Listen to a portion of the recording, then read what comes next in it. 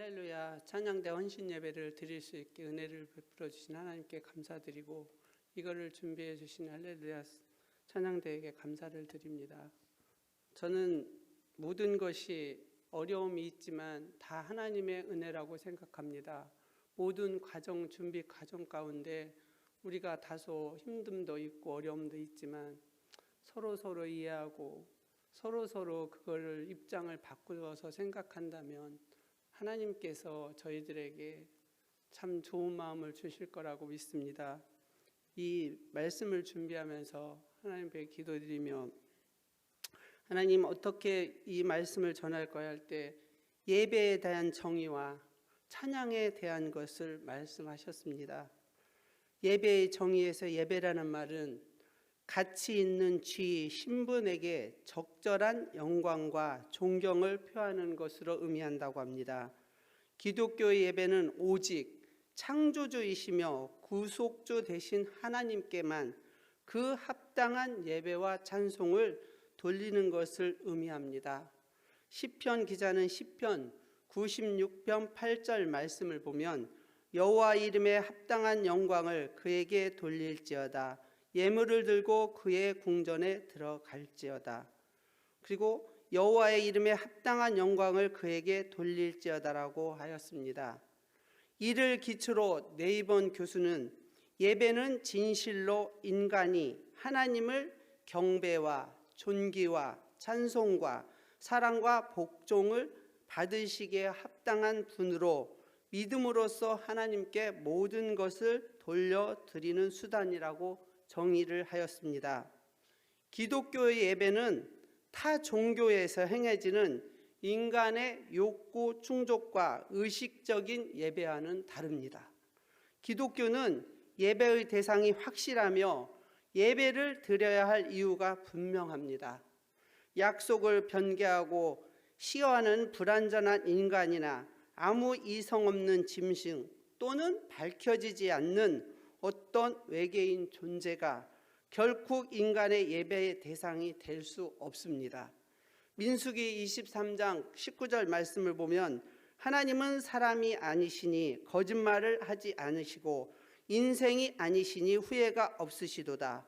오직 그 말씀하신 바를 행하지 않으시며 하신 말씀을 실행하지 않으시라 라고 이렇게 말씀합니다. 천지 만물을 말씀으로 창조하시고 사람을 그의 형상대로 빚으신 창조주 하나님만이 예배의 대상이 된다는 것입니다. 모든 만물이 다 하나님께 예배하며 찬송해야 할 이유가 바로 여기에 있습니다. 피조물이 창조주를 찬양하고 경배하는 것은 당연한 창조 질서요 법칙입니다. 사람이 하나님을 찬양하는 것은 사람된 그 존재적 의미를 바로 찾는 것이고 창조주의 그 창조 목적을 바로 실현하는 일입니다. 이사야 43장 21절을 말씀을 보면 이 백성은 내가 나를 위하여 지었나니 나의 찬송을 부르게 하려 함이니라 라고 말씀하시고 시편 150편 6절 말씀을 보면 호흡이 있는 자마다 여호와를 찬양할지어다. 할렐루야. 오늘 본문 말씀은 바울이 우리에게 당부하는 몇 가지를 확인해 보려고 합니다. 첫 번째로 먼저 주님의 뜻을 무엇인지를 잘 이해하라고 합니다. 본문 17절 말씀을 보면 그러므로 어리석은 자가 되지 말고 오직 주의 뜻이 무엇인지를 이해하라 라고 말씀합니다. 많은 사람들이 주님이 주시는 카이로스를 제대로 붙잡지 못하고 놓칩니다. 이거는 시간을 이야기합니다. 또 어쩌다가 붙잡았다고 해도 그걸 제대로 관리하거나 활용하지 못해서 결국은 찾아온 기회마저도 무의로 날려버립니다. 그런 경우가 참 많습니다. 왜 그럴까요? 성경 말씀의 본문은 우리가 어리석기 때문이라고 말씀합니다. 우리에게 카이로스를 주신 하나님의 뜻을 이해하지 못해서 그렇다고 합니다. 카이로스를 주신 하나님의 뜻을 바르게 헤아리지 못해서 결국은 그걸 절대로 못 붙잡는다고 말씀합니다. 제대로 관리하지 못하고 제대로 활용하지 못한다는 겁니다. 내가 도약하고 비약할 수 있는 계기로 못 삼았다는 것입니다. 왜? 하나님이 내게 이런 기회를 주셨을까요? 하나님은 이 기회를 잘 이용해서 우리가 잘 되기를 바라십니다. 그 대목에 우리가 무지하고 모르기 때문이라고 표현합니다. 그래서 카이로스를 주셔도 때로는 그 카이로스를 붙잡았다고 해도 이제 활용이 안 되고 내게 축복이 안 되는 것입니다. 결국은 성경 말씀에서는 어리석어서 그렇다고 합니다. 맹목적이어서 그렇다고 합니다. 우리의 영성이 둔감해서 그렇다고 합니다. 시간에 대해, 세월에 대해, 때에 대해 판단력과 감각이 무뎌서 그렇다고 합니다. 그런 사람을 17절 말씀에서는 어리석은 사람이라고 말씀하시고 15절 말씀에서는 지혜 없는 자라고 표현합니다. 사랑하는 성도 여러분, 우리 모두 예민한 영혼의 촉각으로 주님이 우리 가정에, 우리 교회에 또 내게 주시는 카이로스를 잘 분별해서 그것을 반드시 붙잡으시기를 바랍니다. 그리고 주님의 뜻대로 그걸 잘 활용하시기를 바랍니다. 그게 내게 무엇을 의미하고 하나님이 왜 내게 그런 기회를 주시고 우리 가정에, 우리 교회에, 우리 사회에, 우리나라에 왜 그런 카이로스를 주셨는지를 깨달아서 우리는 절대 놓치지 말기를 바랍니다. 그래서 그 뜻을 헤아려야 그게 내게 큰 축복이 되고 성공이 되고 은혜가 되고 내 삶의 열매가 된다는 것입니다. 두 번째로 오직 성령 충만함을 받고 하나님이 주신 기회를 붙잡고 관리하라고 말씀합니다. 18절 말씀에서 성령 충만해 한다고 말씀합니다. 18절 말씀입니다. 술 취하지 말라. 이는 방탕한 것이니 오직 성령으로 충만함을 받으라. 아멘. 성령이 아니라 날마다 술에 절어 사는 사람은 어떤 기회가 와도 절대 그것을 못 잡습니다. 아무리 해가 바뀌고 달이 바뀌어도 카이로스는 없고 그런 사람은 날마다 똑같은 크로노스의 반복뿐입니다. 날마다 크로노스로 살 뿐입니다. 늘 술로 방탕하게 사는 사람이 어떻게 주님이 주신 기회를 제대로 분별해서 붙잡았겠으며 어떻게 그걸 제대로 관리해서 주님의 뜻에 합당하게 활용할 수 있겠습니까? 비단 술뿐만 아닙니다. 마약이나 도박 같은 악습도 다 마찬가지입니다. 그런 세속 문화에 빠지면 이성이 마비가 되고 극도로 영성이 어두워지고 둔감해지기 때문입니다. 그런 세속 문화에 빠질 게 아니라 성령에 취하라고 합니다. 술에 취하듯이 성령에 취하라고 말씀합니다. 성령 충만하라는 뜻입니다. 그래야 성령의 도우심으로 예민한 성령으로 영성으로 내게 오는 결정적인 기회가 카이로스를 놓치지 말고 붙잡을 수 있을 뿐만 아니라 하나님의 뜻에 합당하게 결단해서 결국은 내게 복이 되게, 내게 덕이 되게 카이로스를 100%, 120%를 활용할 수 있기 때문이라고 말씀합니다. 그게 아무리 평범하고 일상적인 크로노스라고 해도 하나님께 감사하며 그 순간 그 크로노스가 카이로스로 변화합니다. 하나님이 주신 특별한 시간이 됩니다. 평범한 일상이 아닙니다.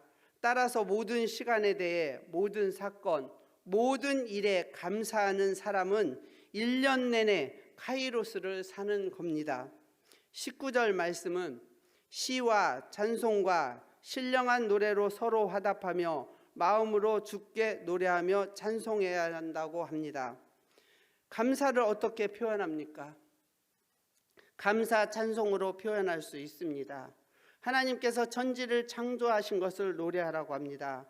하나님께서 독생자를 보내주셔서 우리를 구원하신 것을 찬양합니다. 우리가 모여 예배드릴 때 우리는 찬송을 부릅니다. 찬송은 높여 기리는 것입니다. 무엇을 높이고 무엇을 기립니까? 하나님을 높이는 것이고 하나님께서 우리를 위해 하신 일을 기리는 것입니다. 찬양은 우리로 하여금 성령님의 임재 가운데로 깊이 들어가게 해줍니다. 기도할 때도 성령님이 임재하시지만 특히 찬양 가운데 충만하게 임재하십니다. 하나님의 임재가 찬양 가운데 얼마나 강력하게 나타난지를 잘 보여주는 책이 시편입니다. 시편은 기분 좋을 때 읊은 단순한 시이거나 기분 나쁘다고 한탄하는 시가 아닙니다. 인생의 고난 속에서 하나님만을 붙잡고 나아간 사람은 마음이 하나님의 마음과 합쳐진 찬양이며 기도입니다. 찬양을 계속하다 보면 그 어느 순간 주님과의 깊은 대화가 이루어집니다. 주님께서 내게 주신 말씀을 하실까? 주님이 나를 통해 하고자 하시는 일이 무엇일까? 생각하며 성령의 임재 가운데 자신을 온전히 맡겨드리게 됩니다. 그래서 이렇게 세상과 나는 간 곳 없고 구속한 주님만 보이시는 상태, 주님과 나만이 조용한 만남으로 들어가는 상태가 바로 경배입니다. 그래서 찬양과 경배는 연결됩니다. 간단히 말해서 찬양은 하나님 되심을 인정해 드리는 것입니다. 하나님을 높여 드리고 칭찬해 드리는 것입니다. 그래서 그분을 찬양하라 하고 제3자가 찬양할 수도 있습니다. 그런데 경배 또는 예배는 바로 그렇게 이대하신 하나님 앞에 온전히 나 자신을 드리면서 나아가는 것을 의미합니다. 우리가 나 자신을 내어드리지 않고 찬양하는 것은 하나님이 내가 어떤 존재인지를 나를 만드신 창조주의 그분 앞에 우리는 나를 내어드리며 찬양할 때 그 목적을 압니다. 그래서 우리가 성전에 왔다 가는 걸 생각하시면 안 됩니다. 성전에 들어와 백성들이 기도하고 찬양하다가 대제사장이 물두멍에서 손을 씻고 성소 안으로 들어가고 또 1년에 한 번 대속죄일의 지성소에 들어가 섬깁니다. 점점 더 깊이 들어갔다가 다시 나오는 것이 예배입니다.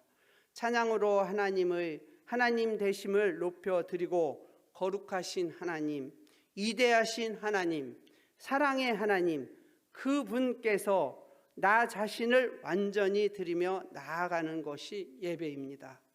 예수님을 믿은 사람들이 구원받고 가장 먼저 해야 할 일은 찬양입니다. 성령에 받은 증거 중 하나는 찬양이 터지는 것인데 구원과 기쁨과 감격이 입술로 표현되는 것이 바로 찬양입니다. 많은 분들이 찬양이라고 하면 노래하는 것으로 생각하는데 물론 노래는 찬양의 가장 주된 방법인 것이 사실입니다. 하지만 찬송은 찬양의 여러 가지 방법들 중 하나입니다. 말로 찬양할 수 있고 연주로 찬양할 수 있고 몸짓으로 찬양할 수 있습니다. 그런데 찬송은 간증에 음악을 입힌 것으로 구원받고 은혜 받은 사람, 영적으로 승리한 사람들만이 부를 수 있는 하늘의 노래입니다. 찬양은 목소리로 부르는 것이 아니라 영으로 부릅니다. 감사와 감격의 눈물 없이는 진정한 찬양을 부를 수 없습니다.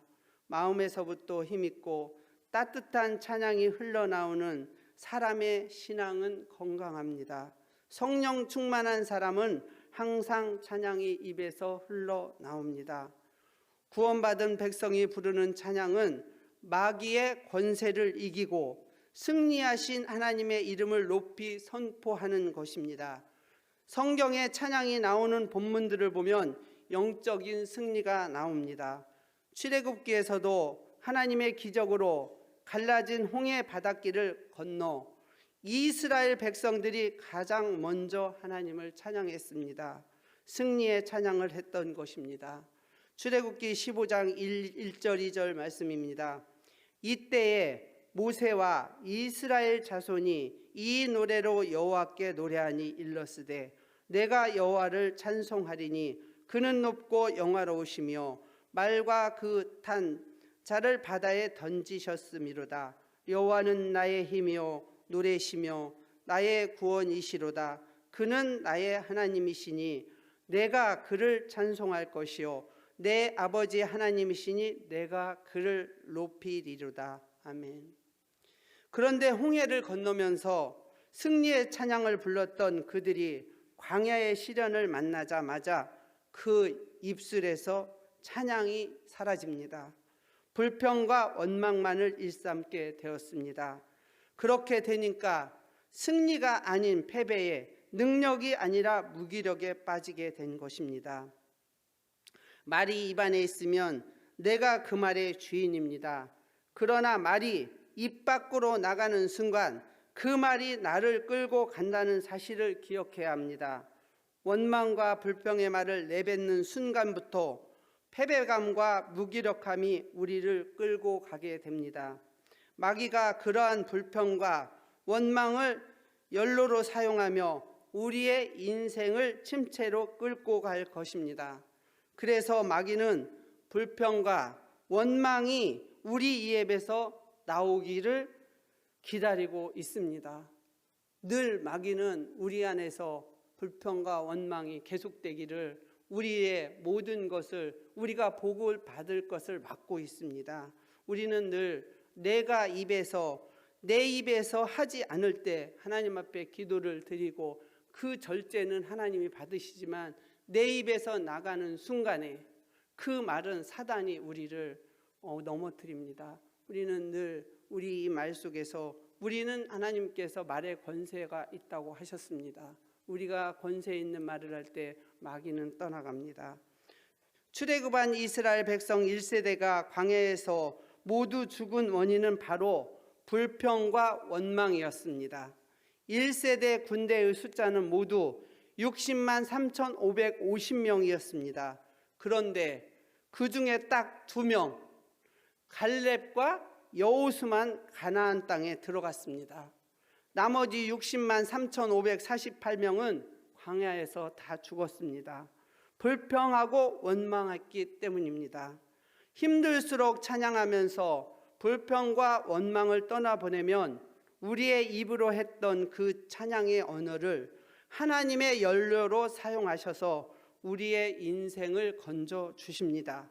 불평하고 원망하면 찬양할 수 없고, 찬양하면 불평과 원망을 할 수 없습니다. 두 가지를 동시에 우리는 할 수가 없습니다. 하나님은 당연히 우리가 세상을 이기는 승리의 삶을 살기를 원하십니다. 어떠한 힘든 상황에서도 계속해서 찬양하고 있으면 환경을 이기며 승리할 수 있습니다. 이 세상을 살아가는데 안 힘든 게 없습니다. 힘든데 불평과 원망 대신 찬양하고 있으면 환경을 이길 힘을 주신다는 것입니다. 불평과 원망의 말을 하면 환경의 지배를 받고 무너진다는 것입니다. 마귀가 그것을 좋아합니다. 그러나 찬양으로 환경을 이길 수 있다는 비밀을 안 믿음의 선배들은 항상 찬양과 기도의 끈을 놓지 않았습니다. 찬양은 기도를 뒷받침하는 강력한 영적 무기이자 사단의 역사를 막는 영적 보호막입니다. 그리스도의 보혈로 덮인 찬양, 예수의 이름을 높이는 찬양, 성령의 능력이 함께하는 찬양을 부르게 되면 악한 영들이 떠나가고 묶인 자가 노임을 받는 역사가 일어납니다. 사단은 찬양으로 충만한 사람과 가정과 교회와 공동체를 결코 해치지 못합니다. 혹시 우리가 살아가면서 가정에 문제가 있습니까? 찬양곡을 틀어놓고 하나님의 이름을 선포하십시오. 교회가 문제가 있을 때도 마찬가지입니다. 우리가 불같이 기도하며 함께 뜨겁게 찬양할 때 이 모든 것을 이기는 능력은 하나님이 주십니다. 기도는 영적 전쟁을 견디게 해주는 반면 찬양은 영적 전쟁을 끝나게 해줍니다. 영적 싸움이 끝날 것 같지 않고 절망적인 상태에 이른 것처럼 느낄 때가 바로 그 어느 때보다 더욱 하나님을 찬양해야 할 순간입니다. 찬양은 예수님의 이름으로 담대히 마귀를 꾸짖으며 승리할 수 있는 힘을 주시기 때문입니다. 우리가 주님을 찬양하면 수많은 귀신들이 떠나간다고 합니다. 그리고 우리가 함께 아름답게 모여서 찬양할 때 하나님은 우리를 기쁘게 받으시고 흠양하신다는 말씀입니다. 그리고 찬양은 기도에 새로운 활력을 줍니다. 찬양은 우리의 눈을 전쟁의 상황이 아니라 승리를 주시는 하나님께로 돌리게 해줍니다. 때로는 영적으로 탈진해서 맥이 빠지고 쓰러질 때도 있습니다. 그럴 때 찬양은 새로운 영적 활력을 불어넣어 주십니다. 하나님은 기도가 정체 상태에 빠질 때 우리를 찬양의 생수를 마시게 해줍니다. 침체된 상황에서 계속 기도하기보다는 하나님을 찬양하면서 새로운 방향을 인도하시는 것을 발견하시기 바랍니다. 16세기 독일의 종교개혁자 마틴 루터는 이렇게 말했습니다. 기도할 수 없을 때 나는 항상 찬송한다. 기도가 침체되고 막혔을 때 그것을 뚫어주는 찬양의 능력을 그는 알고 있었던 것입니다. 기도할 때 하나님이 상황을 변화시켜 주신다고 하는데 때로는 상황에 변화시켜 주시는 통로가 찬양일 수도 있다는 것입니다. 우리가 주님을 찬양하면 할수록 우리 앞에 닥친 고통의 산은 하나님의 이대하심 앞에서 점점 더 작아 보이게 되는 것입니다. 그때 우리의 믿음은 새로운 차원으로 성장하게 됩니다. 우리의 영안이 밝아지며 고통 속에서도 근심 걱정이 달아납니다. 빌립보서에서 심하게 매를 맞고 차고에 차고 감옥에 갇힌 바울과 실라는 어떠했습니까? 우리가 하나님을 위해 일하다가 어떤 이런 꼴까지 당해야 하나 얼마든지 불평한 상황이었습니다. 그때 그들은 하나님을 찬양했습니다. 사도행전 16장 25절 26절 말씀을 보면 한밤중에 바울과 실라가 기도하고 하나님을 찬송하며 제수들이 듣더라. 이에 갑자기 큰 지진이 나서 옥토가 움직이고 문이 곧 다 열리며 모든 사람의 매인 것이 다 벗어진지라.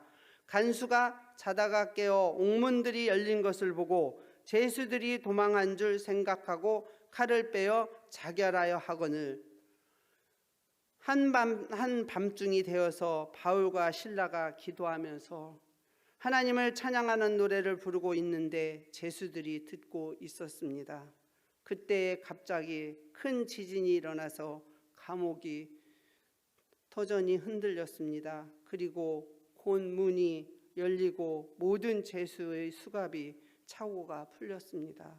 그들이 찬양할 때 지진이 일어나면서 차고가 풀어지고 감옥문이 열립니다. 그리고 간수가 뛰어와 두려움에 떨며 결코 그날 온 가족이 예수님을 믿는 역사가 일어났습니다. 고통 가운데서 부르는 찬양은 좌절과 근심을 물러나게 합니다. 마귀가 불어넣는 의심과 비난과 초조함을 거두어가고 우리를 새롭게 해줍니다. 어두움을 몰아내고 우리 영혼에 하나님 빛이 비치게 됩니다. 특히 마음이 분하고 억울하고 힘들 때 세상에서 가장 억울한 일을 당하신 예수님을 생각하며 찬양하십시오. 상황이 너무 힘들 때 주님을 찬양하십시오. 주님께서 그 자리에 임하실 것입니다. 그리고 두렵고 떨리는 결정을 내려야 할 때 주님을 찬양하고 함께 늘 아름다운 모습으로 하나님께 평안을 주실 것을 믿고 찬양하시기를 바랍니다. 하나님은 우리의 갈 길을 보여주십니다. 우리가 이렇게 찬송하며 기도함으로써 새로운 능력을 체험하며 영적 전쟁에서 승리하시는 우리 모두가 되시기를 간절히 바랍니다. 세 번째로 범사에 감사함으로 생활하라고 합니다. 바울이 쓴 오늘 본문 예배소서는 옥중 서신입니다. 감옥에서 쓰고 있었습니다. 거기서 강조하는 말씀 20절, 범사에 우리 주 예수 그리스도의 이름으로 항상 아버지 하나님께 감사하며, 예배소 교인들에게 감사 생활하라는 것입니다.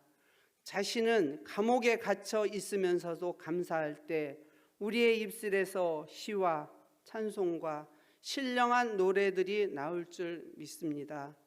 마지막으로 우리가 서로 대할 때 또 교회가 든든히 세워지기를 위해서 21절 말씀을 기억해야 한다고 말씀합니다. 21절 말씀입니다. 그리스도를 경외함으로 피차 복종하라. 21절 말씀 세번역 성경을 보면 여러분은 그리스도를 두려워하는 마음으로 서로 순종하십시오. 예수님을 두려워하는 마음으로 서로를 대하고 순종하라는 말씀입니다. 죽게 하듯이 서로를 공손히 대하고 존중해주며 서로의 말에 순종하라는 말입니다. 어느 한쪽만 순종을 강요하는 것이 아닙니다. 서로가 순종해야 합니다. 교회가 든든히 세워지고 성장하기 위해서는 이것을 기억해라고 말씀합니다. 예수님을 두려워하고 믿는다면, 예수님을 존귀히 여길 줄 안다면 믿는 성도들 간에 서로 순종하시기를 바랍니다. 순종은 사실 훈련입니다. 한 번 가르친다고 해서 끝나는 것이 아닙니다. 계속 알려주고 가르쳐 주는 것입니다. 그리고 스스로도 하나님께 순종하는 것을 배워야 한다는 것입니다. 이스라엘 민족이 40년 광야 생활을 하면서 배운 한 가지는 순종이었습니다. 우리는 예수님도 십자가에 달려 죽으신 이유는 하나님 뜻에 순종하기 위해서입니다. 디트리스 보네퍼는 우리 주님이 우리를 부르신 이유를 죽으라고 부르셨다고 말씀합니다. 우리 주님이 우리에게 과한 것을 요구하실 때가 있습니다. 한번 죽었다 생각하고 순종해 보시기 바랍니다. 우리 주님의 순종 시험에 합격하셔서 인격이 변화되고 인생이 달라지고 완전히 새로워지는 축복을 경험할 수 있기를 바랍니다. 우리는 목이 곧고 완악한 죄인들이라 잘 변하지 않습니다. 저부터도 이 변화가 힘든 것 같습니다. 그렇지만 하나님은 저희가 변화되기를 바랍니다. 그리고 내가 변화될 때 하나님은 그게 순종이라고 말씀합니다. 하지만 우리가 내가 순종할 때 내 자신이 얼마나 변화진지를, 내가 인격적인 사람이 되는지를 성경 말씀에서 비추어 보면 됩니다. 우리는 말씀에서 순종하는 것입니다. 내 생각이 아닙니다. 이 말씀이 있기 때문에 이 말씀의 준거에서 순종을 우리는 배우는 것입니다. 그래서 도저히 사랑할 수 없는 사람을 우리는 사랑해 보시길 바랍니다. 이게 너무도 힘들지만 하나님이 우리에게 말씀하시는 것입니다. 우리 주님이 제자들을 다시 찾아가 사랑을 확인하고 다시 파송하신 것처럼 우리도 그 사랑을 노래하되 시와 찬송과 신령한 노래들로 범사에 항상 감사함으로 그리고 서로에게 순종함으로 우리가 오늘 할렐루야 찬양대 헌신 예배를 함께 아름다운 곡조를 이룬 것처럼 우리 모두 우리 영광교회 성도님들이 하나님 앞에 귀한 순종이 있기를 간절히 소망하며 우리가 이 세상에 한 번뿐인 인생을 귀하게 살아가는 저와 여러분이 삶이 되시기를 바라고 우리는 하나님 앞에서 순종하는 것을 훈련하는 것으로 알고 그 아름다움을 함께 이루어가는 우리 할렐루야 찬양단과 우리 영광교회가 되기를 간절히 소망합니다.